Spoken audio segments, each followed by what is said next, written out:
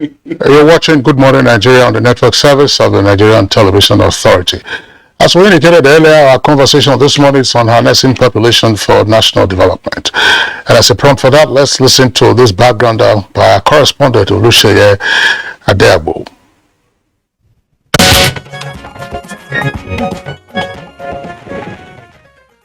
11th of July every year is a Global Awareness Day. The United Nations fixed as the World Population Day. According to the United Nations Population Fund, UNFPA, the world's population reached 7 billion in 2011, and in the phase of 11 years, the population is reaching more than 8 billion by mid-November this year.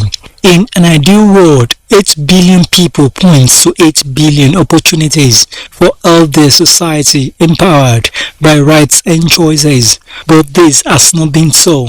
Too many are still exposed to discrimination, harassment and violence. Building awareness of the opportunities and challenges posed by this milestone, as well as drawing public's attention to the importance of other population issues globally, gave birth to the World Population Day. With the theme for this year, a world of 8 billion towards a resilient future for all, harnessing opportunities and ensuring rights and choices for all. The movement, which offers celebration of human progress, stressed the import of demographic changes and resilience is here. Very firmly, it is happening, and nobody can decide that half of the population has no right to exist. We are here, and we have to learn to live with that, but we have to do it in a way that it empowers people to exercise their rights and to make choices freely about the things that are very important in their lives. In Nigeria, this year's World Population Day is being marked when the nation is at a peak of preparation for an actual census. 16 years down the line, you can make a projection. No matter how good your indices, your parameters are, it won't be as accurate as the census figure. But for the purpose of planning, we have 216 million Nigerians as of today. Though the nation has been working with an estimated population data, key players in national population data have been emphasizing the need for the nations to know the actual population that can confirm its status as Africa's most populous nation. Understand well the trends that are happening in a country that's expected possibly to become the third largest by the middle of the century. We'll see whether things are really on track the way that we have understood them to be going. So the census will be a very important test of whether, our expectations, the information that we've gathered from earlier data collection exercises, whether that has given us a complete picture or whether we need to make adjustments. But what more do Nigerians need to know on the World Population Day, and how apt is the theme for this year's celebration? Population managers in Nigeria will be providing answers to these questions and more shortly.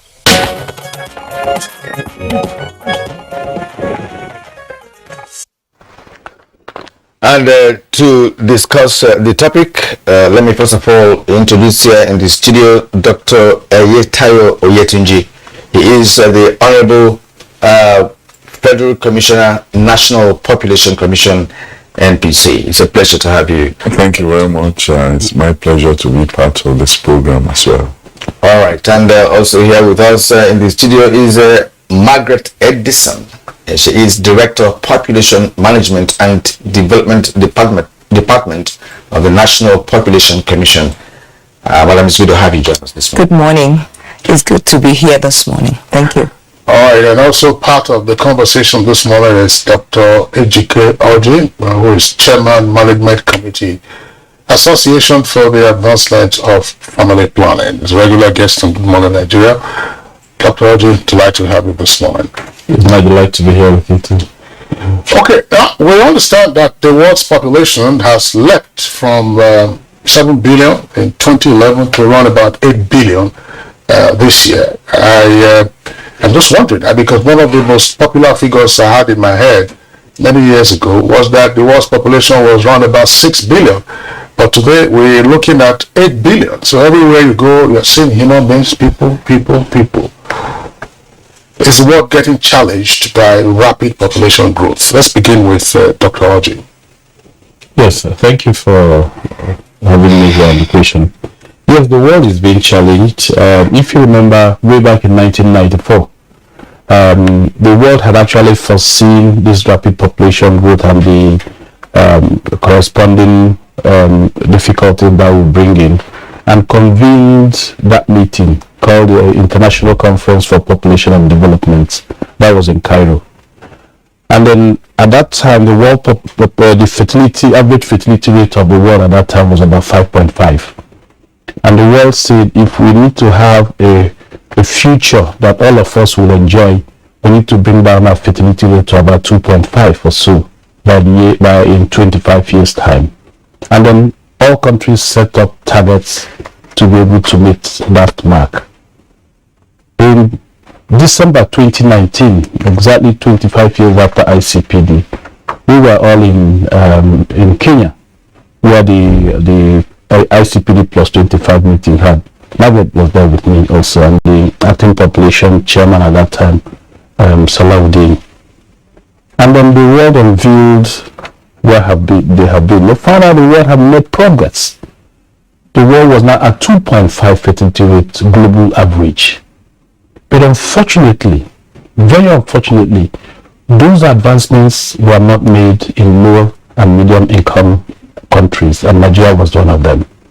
The other thing that also had happened from that ICPD to IPPD plus 25 was, even though everybody's eye was going on to 2019, but there were already some monitoring and evaluation factors that have been put in place, and they found out that this problem of population growth was in about 69 countries in the world, where the issues are not the way they wanted them to be. So there was a London summit convened in 2012 called the London Peace Summit. And in that meeting, there was a pledge by countries and then support by rich countries that by 2020, additional 120 million women and girls should have proper access to qualitative and right-based family planning services to help them manage their families. 2017 was a midway. An assessment was also done. Unfortunately, to sub-Saharan Africa did not meet the mark. Other countries also have made a mark, and Nigeria was one of them. Remember that at the time we went to that meeting, we said our contraceptive prevalence rates, modern methods, should be at 36% by 2018. By 2017, the former minister, Professor Isaac Adewale, had to work with partners like NPC, like the civil society, and they looked at that and said it's not attainable. So they rebased that to 27% by 2018. As 2018 was approaching, they now found out it wasn't going to be possible. They now said by 2020. We didn't meet that 2020. We were still at 12 percentage points. So the world has made a lot of progress globally. But sub-Saharan Africa majorly haven't made much progress, and especially Nigeria, which is the most populous country in Africa. Yes, of course, the most populous in Africa and 7th in the world. Of course, the nations that were Nigeria is behind. Of course, you know them: China, India, Pakistan, US, Indonesia, and what have you. And of course, the population of Nigeria, particularly in Africa, has been growing, tremendously over the years. And of course, I'm not sure a lot has been done in terms of ensuring that we adhere to any of the, globally agreed resolutions, to how to manage the population. In Africa, for instance, where people are entitled to marry to 2-3 wives, as the case may be, and of course, the fertility rate you mentioned is quite high from what we've read, especially in Africa, right? Let me ask you, Tinju, how ordinarily should a nation guard against population explosion? Well, thank you very much. First, for me, the size of a population in itself is not always the challenge. The challenge is more in how you manage the population. And in our case, the challenge is more about the rapidity of growth. A large population, if properly managed, can be an asset. But when you have a population that is growing rapidly, it becomes a challenge for you to be able to provide all the indices for development, all the infrastructure that is responsible for development. The irony in Nigeria is that on the one hand, we all get worried about the rapid growing rate of the population. On the other hand, for us in national population, you find that almost every community wants to be viewed as being very large. So there's need for proper awareness on the implications of what you call a potential population growth. Because as we speak, not everyone agrees that it's adverse to have such a rapidly growing population. Yes, when it comes to public discourse, we say, oh, we're getting worried that our population is growing rapidly. But when it comes to census taking, we get worried because people actually want to, if given the chance, manipulate the census to give the impression that they are larger. So the intervention first and foremost must be creating awareness that, look, there are many challenges when you have a population that is growing for the nation and even for the families, and especially for the women. The awareness for women to know the dangers of having so many children not well spaced out, beginning at an early age, and all of that. These are health challenges that need to be brought to the table for us to appreciate that we are not just talking about how large we are. And that's why, for example, the UNFPA chose this theme, that before the end of the year, as the world hits 8 billion, the tendency will be for everyone to be shouting that, oh, we have such a big population in the world, or oh, we need to reduce the population of the world. And while this noise is going on, enough attention will not be paid to the quality of the population. And for us in Nigeria, that should be our focus. What is the quality of the Nigerian population? What do we need to do to improve the quality of the Nigerian population so that this population can become an asset? As I'm sure we'll get to talk about, Nigeria has a very youthful population. This can be a potential for development. At the same time, it can be a disaster. The key thing is, what efforts do we have to make in order to manage the population and turn this growing population into an asset and not a disaster? Thank you, Dr. Oyetunji. The next question, of course, goes to Margaret Edison. You've been on Good Morning Nigeria in the past. I think that probably the time has come for us to be more realistic about the management of our population. Dr. Oji says this, sadly, the rest of the world has made progress, but sub-Saharan Africa, of which Nigeria is a part, isn't making progress in the effective management of its population.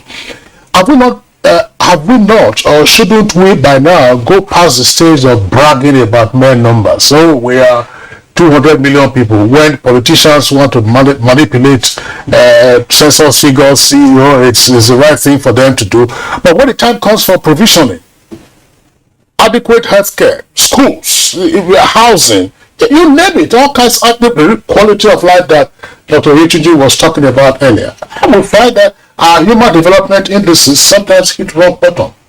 What are we not getting right? Thank you very much. I'll move from Dr. G to my Honorable Federal Commissioner. I'll link up what they have presented. One of the key challenges that is facing Nigeria, and which is embedded in the theme of this year, is moving away from the numbers. And that was why the gathering took place in Cairo in 1994. Before that time, the world was looking at the numbers. But they now discover that if you don't link that number to quality of that population, then we are not making headway. That was when the issues of education, healthcare, employment, and any other thing that can improve the quality of the population came into bearing.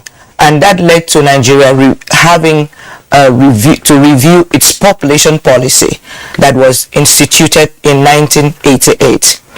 That policy was reviewed in 2004 so that we can bring in those things that were agreed. Nigeria was one of the 179 countries that signed that document to improve the quality of life and standard of living. And that policy came into being. And there were many things that were loaded in that policy to be done to improve the quality of life and standard of living of Nigeria. But we didn't see that policy implemented.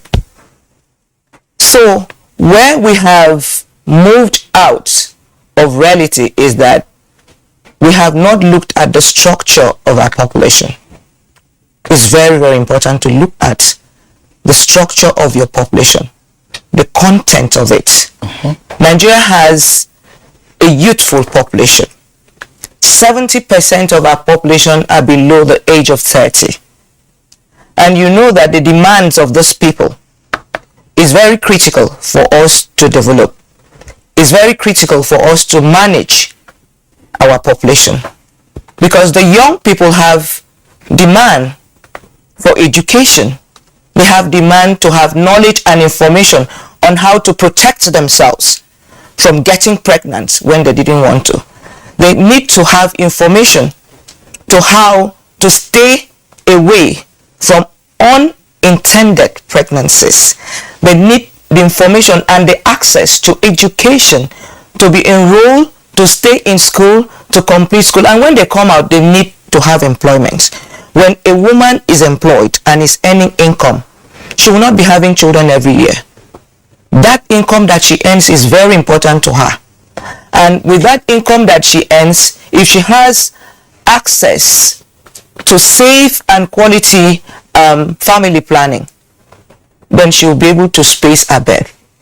But if she's not in school, she's married off early and start having children like my Honorable Federal Commissioner said. She started having children at 15. She has a long lifespan of reproductive years. She might end up having 9 children. She might end up having 13 children. And all those are the things that have made it very difficult for us to manage our population. Well, you just said 9 or 13 children. Just yesterday, I happened to meet a woman that had 10 children, 5 boys, 5 girls, without a twin.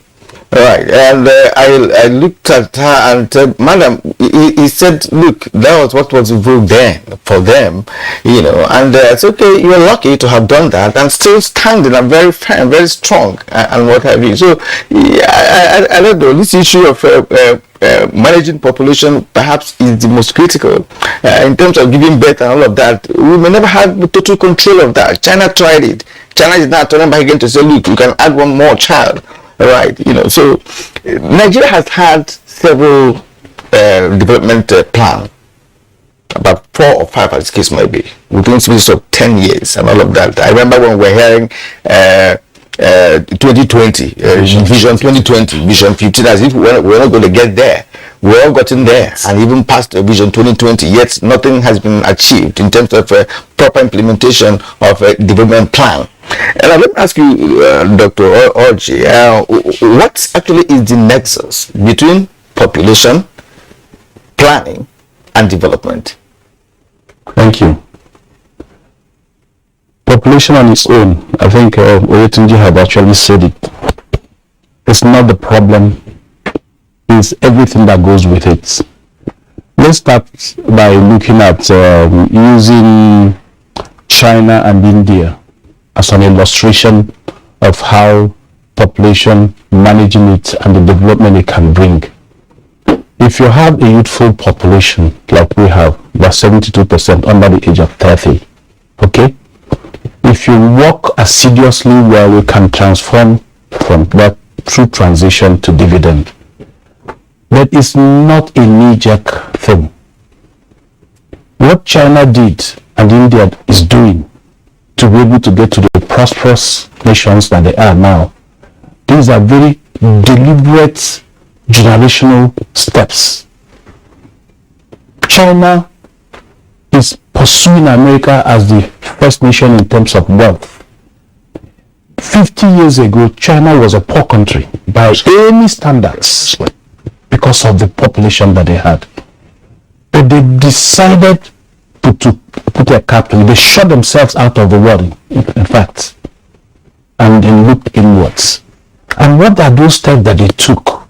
Number one, they brought down their fertility rate. That's numero uno.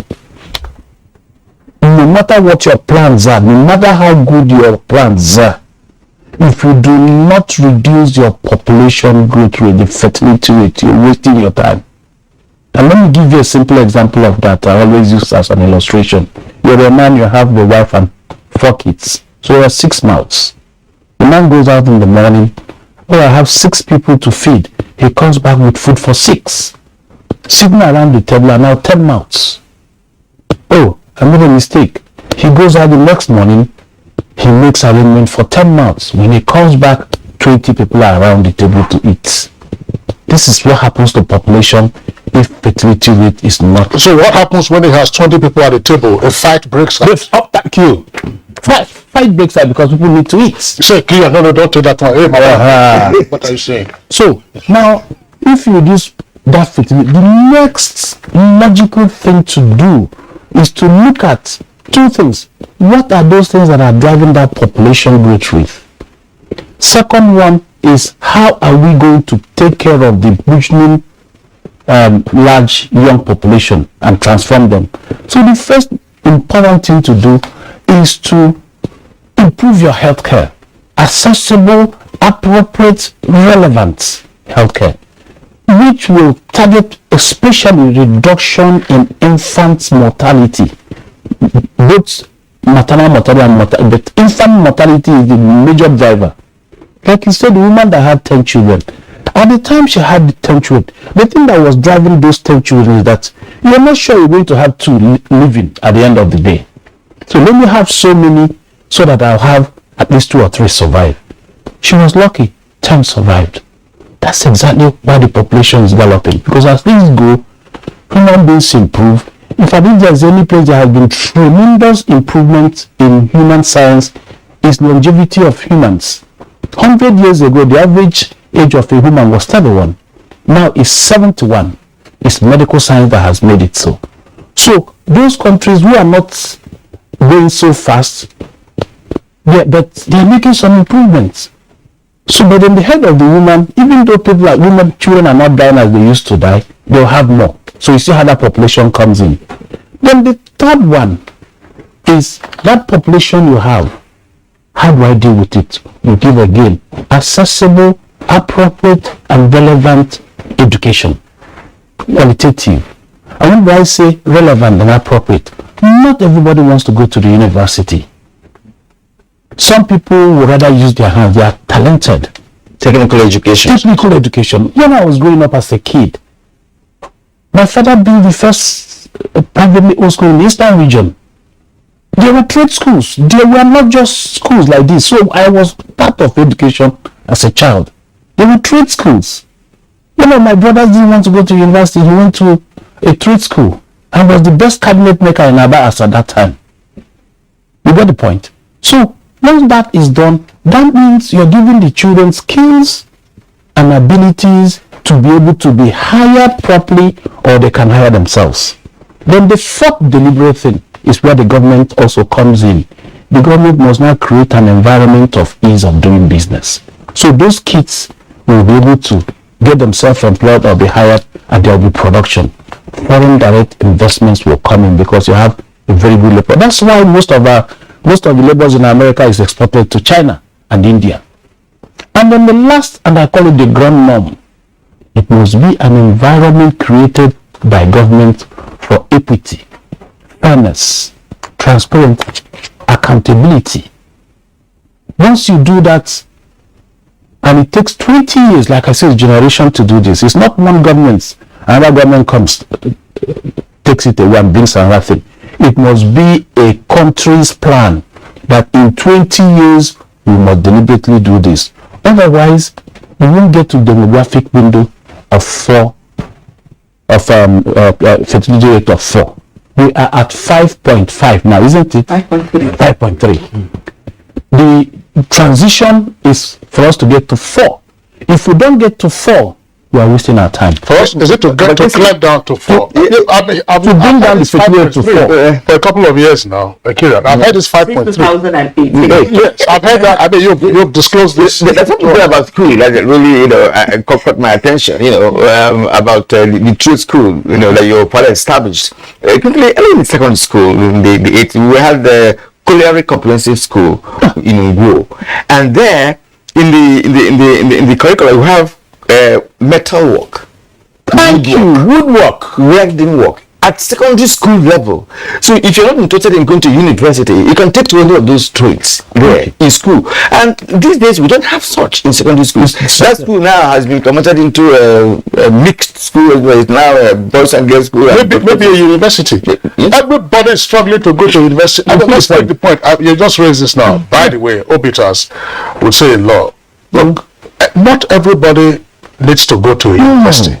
And you don't have to have a university degree here to survive in this world. Exactly. If you have skills, and those skills, they have their rules, they have their training, they have their background, those who go to universities will come and patronize you.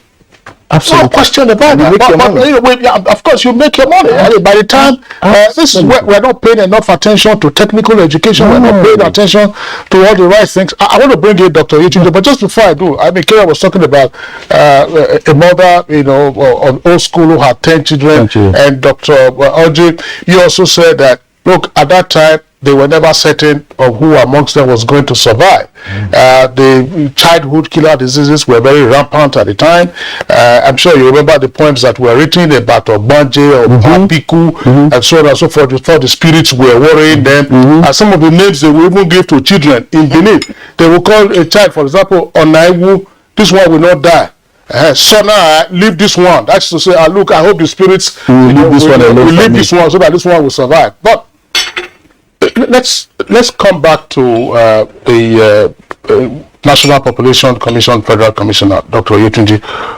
All these issues that we discuss, and we are still discussing this morning, how much political buy-in is there to recognize the critical connection between what needs to be done to create prosperity and then have use for your population, quality life or quality population, such as we said, so that we're not just talking and then you have a national population documents and so on and so forth, and there is no political buy-in to generate the necessary action at all levels of government, and then 10 years, 20 years, we're able to get the right metrics for our population. Look. Yeah, you mentioned one key statement: at all levels of government. Like Margaret said, the population policy first came in 1988, reviewed in 2004, and just earlier this year it was launched. A revised version was launched. What we have found is that whereas at the federal level some attention is paid to population and development, it has not been so at the state level. Implementation of, if you look at that policy that was revised recently, all the issues that should be there are there. The thrust of the policy, for example, is to fast track, like Dr. Oji said, the transition of the population from the youthful population to an older population, and to harness the dividend that will arise from that. All the things that should be, all the policies, all the programs are clearly indicated in the policy document. But like happened to the 2004 policy, the concern is that there's no buy-in at subnational level. The structures that would drive the implementation of that policy are absent at subnational level. And to that extent, you just have discussions, conversations at federal level, because the bulk of the population are in the states and local government. So like he said, like Dr. Oji said, for us to have the desired impact, the desired transition, there must be definite plans and definite intentions. There must be definite political will. There must be a collective understanding that this is where we need to go. While Dr. Oji was speaking, he mentioned the 5 pillars that are necessary if you're going to harness the dividend of the population, the youthful population we have. All of them must go together. You don't pick one and leave one. You will not invest in education while you're not investing in health and get the desired result. Like he noted, you will not invest in education, and if you don't make the necessary investments in the economy, the investment in education will become a disaster. Because you now churn out, like you've been saying, several youth who cannot be absorbed into the economy. And like you noted, one of those issues is the kind of education we're giving to the youth. I was part of a program for West Africa, and I was quite happy to hear, for example, in Burkina Faso, they have elevated apprenticeship to a national program. In other words, you get youth to become apprentices in major companies and learn trades that will be part of the value chain for those companies to thrive. We need to look at those kinds of things and deliberately, we need to understand, yes, at the federal level, this government has, to some extent, recognized the need, the nexus between the population and development. I recall about 2 years ago, that was the theme Mr. President gave the Kuru Institute of Strategic Studies for them to look at the nexus between population and development. So everyone knows that it is important to factor development issues into, population issues into development.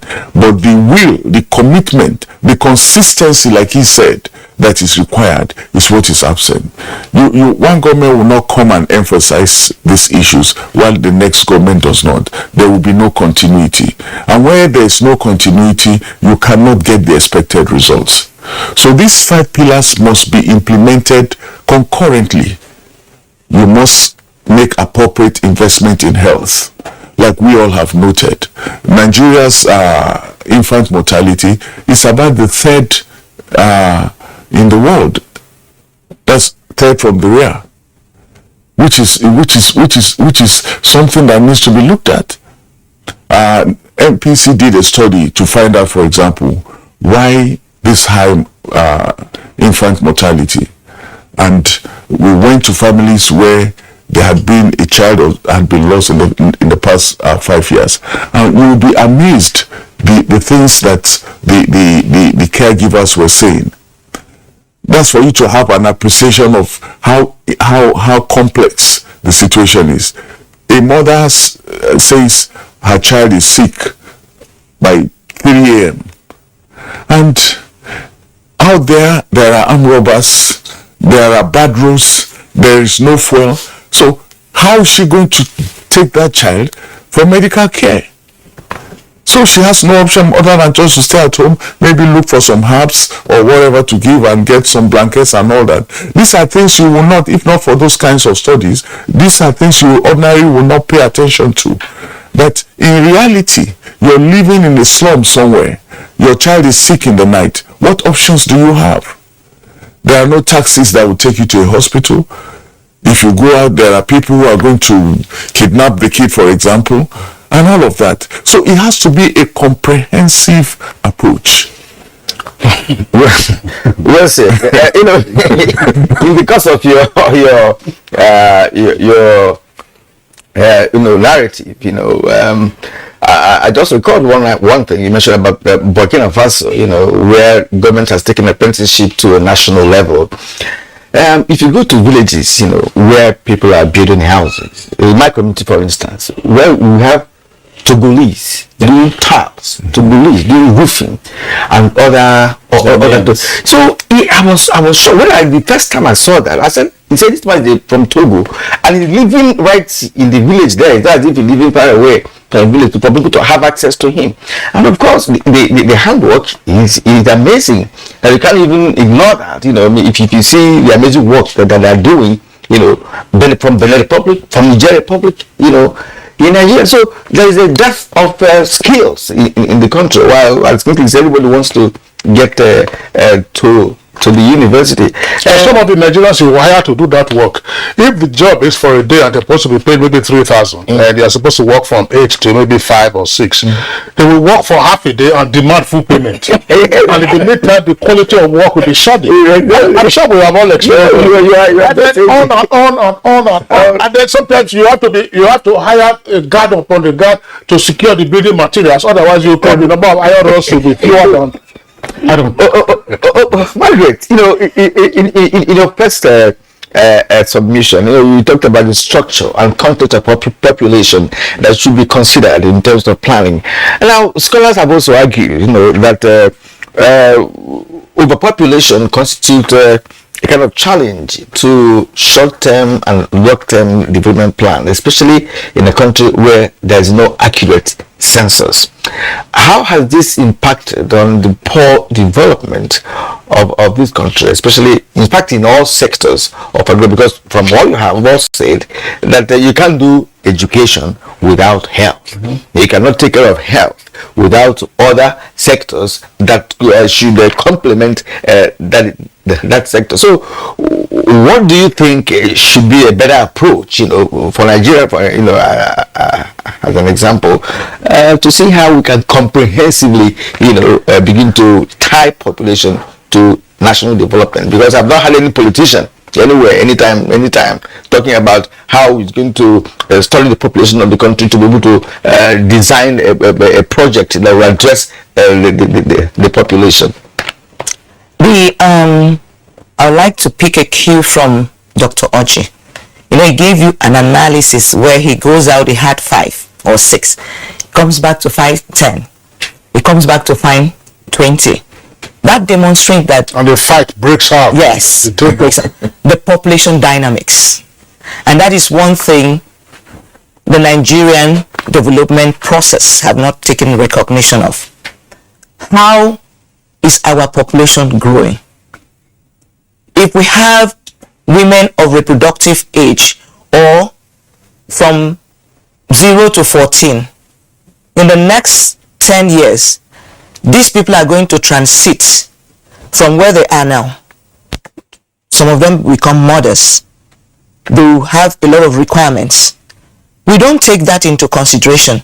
Most of our population development are for the spur of the moments. We build our road for the current population.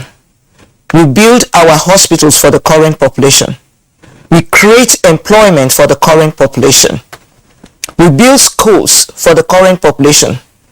A lot of things that we do, we don't take recognition of the fact that these people are going to move from where they are to another age group that will have different demands. I always give a very small example. I say, in your household, you have a baby of 6 months. You have a child of 5 years. You have another one that is 17 years. You have another one that is 25. Each of them has different demands, different requirements, different desires, different challenges thrown to the parents of that family. That is why the theme is saying 8 billion means 8 billion opportunities. The food that you are buying, you go to the market, you remember that the baby will need milk. The one that is 5 years old needs a different kind of food. The adults need different kind of food. And that is what we lack in Nigeria. We just made plan for the number, but not for the structure. And when we are making budget distribution, I asked them this question in Kenya when their population result came out when we were there in 2019. I said, how do you do your budgeting? You take cognizance of the age structure. There are some communities that are mostly old people. There are communities that are mostly young people. There are communities that you have women of reproductive age, that means your structuring of development and provisions of the needs of the people should vary with that age structure. Where you have a lot of women of reproductive age, then your primary health care should be able to provide for their reproductive health needs. They must have access to information, to counseling, to the products that they can use to space their birth. When you have a lot of young people, they will have demand for health, they will have demand for education and skills and entrepreneurship. They will have demand for employment when they come out from the skill learning or schooling. When you have the old people, you know the kind of needs that they need. The hospitals in those locations must take care of the gerontology or other geriatric needs. So those are the things that have not been brought on board in our population. The question, Kieran, would be why? I mean, it's interesting listening to how you are unpacking what population dynamics are, and then what the appropriate development responses should be. Yes. And obviously, I mean, every year on Good Morning Nigeria, I'm sure every other person else who is interested in it, we encounter issues around the budget, whether national or state budget. I mean, some states christen their budgets with all kinds of highfalutin names, but you don't have this, whether Olympic, whatever metastasis, you don't have this kind of disaggregated numbers to say, look, this is the way we're dealing, we are targeting these persons, now this group of persons. The question therefore arises, from a political standpoint, why are we not having such conversations? Like you said, all our political aspirants, none of them discuss the issues of population and development until when we come to the table to recognize that the people we are going to govern, whether at state level, whether at community level, whether at national level, are important to whatever we want to achieve. We bring them at the center of our development plan.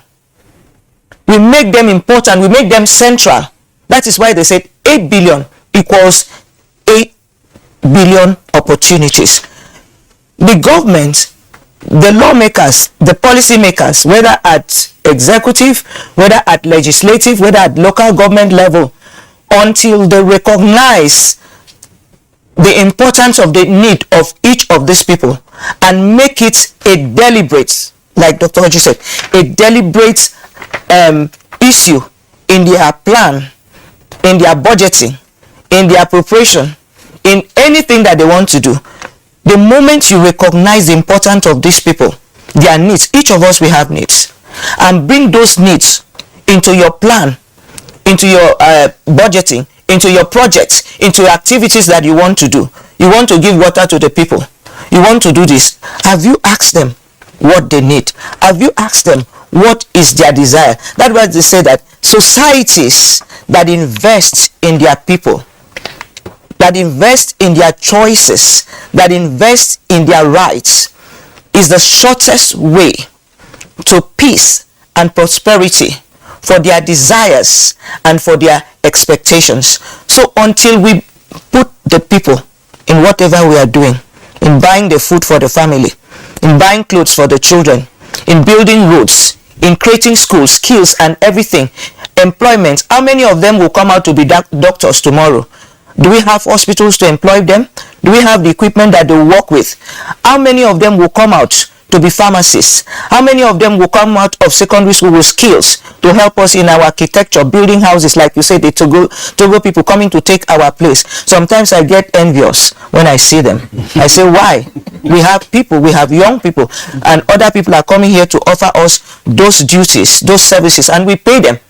Meanwhile, our people are roaming the street. Until we can bring those things into realities, then we can make progress. Well, I think a very valid point, with this, because I've never had any politician, even in the manifesto, having a place for population with respect to budgeting properly and providing what is each a section of the population requires for a collective national growth is not in there. In fact, as you said, you are advising them in Kenya on how to, bring in structure in their budgeting and all of that. And you are from Nigeria, and I'm sure you have a different fora, say the same thing, to those that should listen and of course take action. But that never happened. That's where we are today with respect to general development.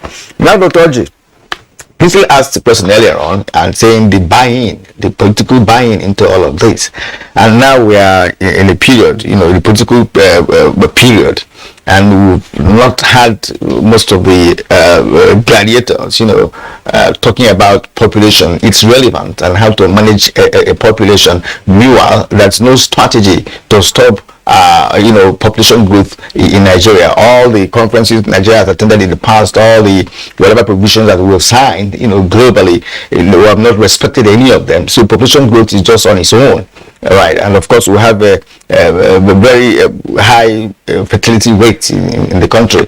We are not even talking about those who are married. There are persons who just give birth. There are ladies who are not even interested in getting married. They just want to have a child, and it's all over. So what should be the message for those who will take the mantle of leadership in this country going forward? Yes, I think the messages will be on two parts. Just to bring focus on this too, the Association for the Advancement of Family Planning, in our last meeting, we decided that we are going to engage all the major political parties at the national level. We want all the presidential aspirants, we want the parties to give us their pathway to managing this population that we have for prosperity. Now, the importance of this is we're not just going to be asking them, we're going to find a way to get to the grassroots to show them that we actually have something that can make us great. So they should start asking also our leaders. It's going to be central in terms of they must put it in their manifestos. We're going to push them. And I kind of liked what Oyetunji said. The problem also we have is at the sub-national level, because those people are more closer to the people. To be frank with you, at the federal level has done quite a lot, and I can read out some of the things that have done even on population. He mentioned 2019, cool. The president, because President was also seeing what was going on, he directed the 42nd Executive Regular Course, Population Growth Challenges and Human Capital Development, focus on that. I was invited, I led a team of 3 other consultants to work with them for a week, funded and sponsored by DRPC, an NGO that does a lot of work on around population. We were there, and that's why any day I remember Professor Galadima that died of COVID, I feel so bad. Great Nigerian. We worked with them, and they came out with 14 concrete recommendations that will transform this our population. One of them is why I applaud also the National Population Commission made sure that the president launched the National Population Policy. Because without a policy, you are like groping in the dark. But most importantly, there were 14 recommendations. 14. One of them is just this population policy. The second part, one of the major points of that also is how do we fund that population activities? There is already a developed national blueprint on population, which is going to cost about $255 million over a 4-year period. It is also recommended in that policy. We are also talking about jobs, and she mentioned it. We are not even looking at the future of job. Future of job means the skills and abilities we are giving our kids today. If we are not strategic in giving those skills, in 20 years' time, they will be obsolete. You have a well-trained, a graduate in your house, but he or she cannot use her skills or his skills. So these are the things that we are going to be making sure it makes the manifesto of all the political parties. Not only that, we need to also use that opportunity to bring to the attention of the politicians, the leaders, that what is happening in Nigeria is just something that had to happen. 15 years ago, some of us were shouting that we are going to be in trouble. Because once you have that bulge, the next logical thing that will happen is immigration. And the next thing that will happen after that is this anarchy we have. Nationals killing nationals. So it was already predicted. So I completely agree with you. The next phase is how do we now engage all the political actors? Let them tell us in their manifestos. We now have this wonderful, beautiful population. How are you going to turn that population to prosperity? Already, like I said, the president has given them, any person that is coming, there's a blueprint. How are you going to act on them? Okay. All right. Dr. Oji and Margaret Edison, Dr. Yitayo Yetunji, thank you very much for the comments that you have raised. We're going to have to take a short break now. When we return, we'll continue with the conversation. But just before that, Kirian, you know, Dr. Oji mentioned something about the failure of sub-Saharan Africa to effectively manage its fertility rate, while the rest of the world was making progress, we're not making progress. Is it any surprise, therefore, that the great number of migrants, some of whom die on the Mediterranean seas and elsewhere, come from sub-Saharan Africa? Exactly, and it's on a daily basis, hourly. All right, you're welcome back. I say good morning, Nigeria, on the network service of the Nigerian Television Authority. All our three guests are still with us. Dr. Yitayo Yetunji, again, let's talk about the political perspective to ensure that we constantly place the whole issue of population management for prosperity on the front burner. I'm just wondering, yes, it's been made a valid point that the federal government is doing quite a lot, but that we have issues at the subnational level. Who is the focal person for population issues at the subnational level? Or which of the organs of government or structures of government are there to help drive policies, ideas, and programs that the federal government will generate? Federal government doesn't have a citizen of its own, literally, so to speak. But so look, at the subnational level, these are the agencies, these are the entities. Let's go, and then all those other entities can also now be, if you may, repeater stations for the kind of narrative that you've been structuring this morning. And thank you very much. You see, at subnational level, it depends on the government of the day and the interest that government has on population. So the agencies are not consistent. In some places, it's Ministry of Statistics and Development, and some places they've created an office for population and all of that. While we're revising the national population policy, we actually did get all of them to be part of the process, whatever ministries they are called, to be a part of the process for the review and all of that. One thing that for now I know can help is the census we're about to conduct. A lot of us think of census only in terms of getting persons enumerated and getting how many persons are where and so on. But the census actually is a very good instrument for accountability. When you have information about the population, for even at those subnational level, you're able to show just what the situation is, what persons are where, how many, like the structure we've been talking about, how many persons are what age, how many persons are male, what is the level of education and all of that. Is that kind of thing that will attract the attention of subnational governments, because then the people can have something to hold them accountable, that you've been saying you've done this, but the information that is coming out of this census is showing that in our states, several people still don't have water, several people don't have access to electricity. So all of that comes out of a census process.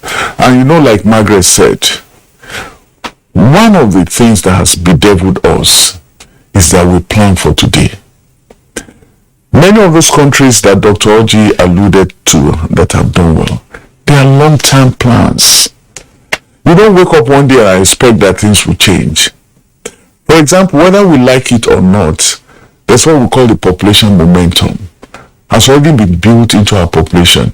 The population of Nigeria is bound to continue to grow for the next 30, 40, 50 years. There's nothing we can do about it. Because those who will increase that population are already with us. You can only plan for those that are to come. There's no country that will get anywhere if you continue to plan just for today. You must plan 20, 30 years ahead. And that's why the census is critical. Many of the projections we are making are just based on estimates. You need to know in reality how many persons are here, what are their ages, what are their educational background, and all of that, for you to plan ahead for their development. If you're looking at today, as far as you're concerned, what does it matter? I have 10 children and they are doing well. They are doing well. You see, it's only when you look what will happen to them in the next 10 years. There's one person who has 3 kids. He sent them to a private university. He's investing all his resources in them. He's looking at what will happen to them 15, 20 years later. And you're here with 10 children, and because they can feed and all of that, you think you don't have a problem. Yeah. So long-term planning. That depends. Just wait from September this year. You see school fees. And you see, talking about schools, I was discussing with a friend in UK about our students going there. And he said, the problem we have with our Nigerian students, the mentality from home of this university academic certificates is what they bring to UK. They want to come and get MSc biochemistry, MSc that. That's not what the market needs. But when they come, I tell them, look, this mentality you're bringing is not what is needed here. The kind of programs that the market requires here are not MSc, BSc, and PhD and all of that. So at those subnational level, I'm hoping that by the end of the census, when we bring out the facts and show it to each person, this is where you are. This is, you see, because when you're going to look at national level like this, everybody's take something like age at first marriage. If you look, Nigeria is about 19. But when you disaggregate it, you find that some places is 15. Some places is as low as 13.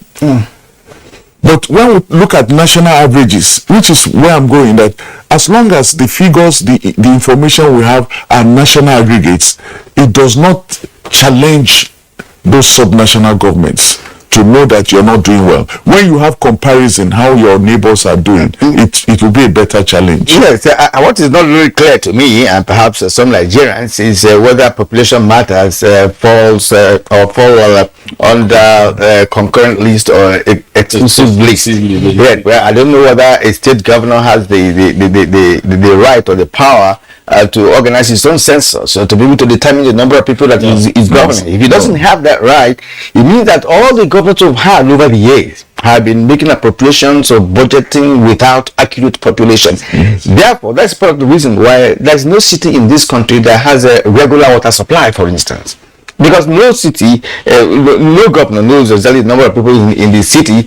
Now, I'm not talking about rural areas. The cities, capitals, city capitals, across Nigeria. All right. I want to ask Margaret this question because it relates to the theme of this year's Population Day celebration, because we're already running out of time. Now, the theme of this year's Population Day is a world of 8 billion towards a resilient future for all, harnessing opportunities and ensuring rights and choices for all. I'm concerned more about rights and choices for all. Why is this part of the theme? Thank you very much. The rights and the choice. I'll focus it on the issues of fertility.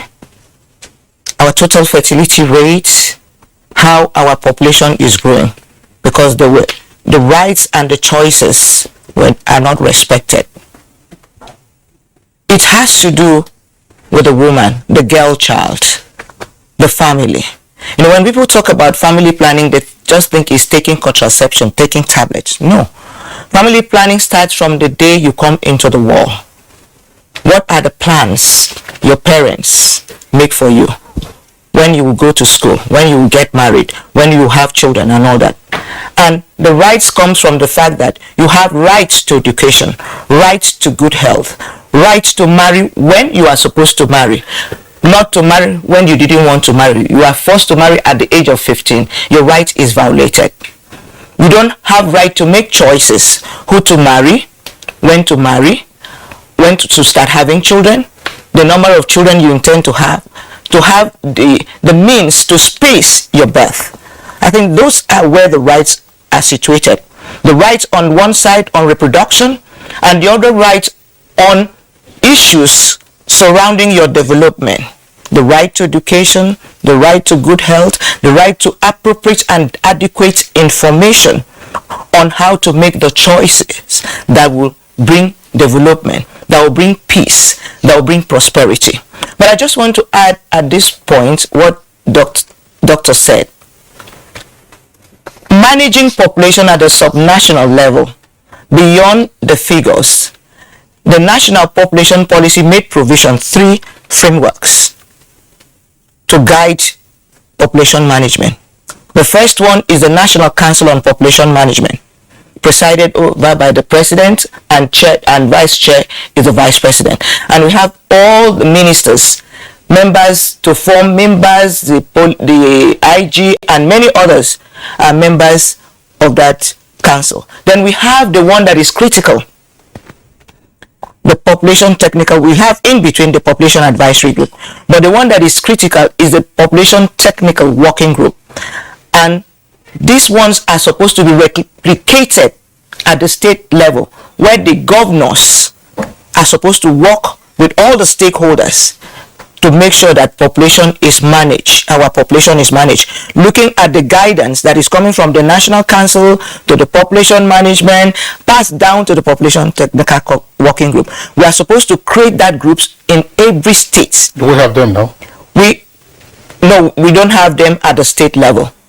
We have them at where the population really have some. That is where that is the platform. List. That is the framework for managing population at the subnational, the population technical working group. But the onus is on the National Population Commission and major stakeholders to replicate that body in the state. And currently, the chairman and the body of the commissioners and all our stakeholders, including Dr. Oji, we are working together to make sure, first of all, by this time next month, the population advisory group should be in place. The president has inaugurated the National Council during the launch of the policy on 3rd of February.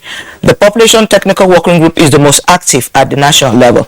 So we need to replicate that. It's on that platform we will bring the governors, we'll bring all the state ministries who work with us to develop the policy to come and work together with us. Then we'll lay the cards on the table to tell them these are the problems and this is how we need to work together to achieve it. So our rights and choices depends on having access, allowing the girl child to grow, to go to school, to marry when she wants, to have the number of children she wants, to have the means to space them and to educate them, to give them quality education, quality life, quality everything. And then we can move from quantity to quality, from liability to assets. Thank you very much, Margaret, for all of that you have made. I hope state governments and local governments are not waiting for incentives from the federal government before they set up their own committees and then get these things working. I mean, state governments have commissioners in charge of energy, Some of them even have commissioners in charge of petroleum. And a number of them also now have specialized agencies. If you're an oil producing state, for instance, something the SOPADEC, that's to say a development commission for oil producing areas in the state. So again, that's because there's an issue to deal with. Now we are saying that our population is a critical issue. What's wrong with state government having an agency on population management for prosperity, not to be conducting census, Kirian, but to drive it on. But one issue, very quickly, Dr. Orji, we're talking about all of this, the role of the political class, the role of the bureaucracy. How do we have a break into the barriers that culture and religion pose to effective fertility management in our country?